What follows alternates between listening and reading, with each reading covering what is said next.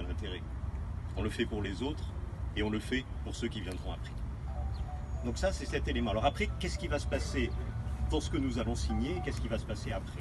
Vous savez que nous avons le souhait, nous avons l'objectif et nous avons l'accord qu'il faut que les conditions d'exercice du culte musulman à l'ouest de la ville de Nice soient améliorées. Et qu'il fallait qu'il y ait un lieu pour ça.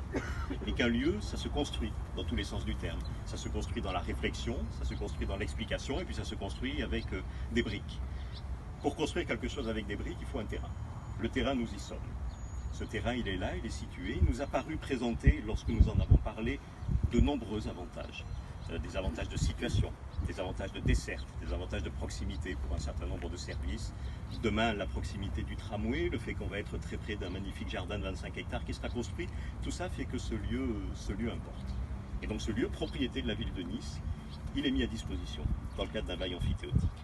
Et puis sur ce lieu, il va falloir construire. Et sur ça, sur les conditions de la construction aussi, nous voulions être très clairs. Il nous paraît très important que cette construction, parce qu'elle est l'outil de la communauté musulmane des Alpes-Maritimes, elle émane des volontés et de la capacité de la communauté musulmane des Alpes-Maritimes. Donc vous avez travaillé, je vous en remercie, monsieur le préfet a été très vigilant là-dessus, a constitué une association qui a aujourd'hui la reconnaissance cultuelle. Alors on va faire un petit peu de technique juridique, hein.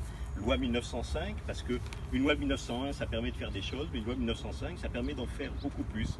Ça engage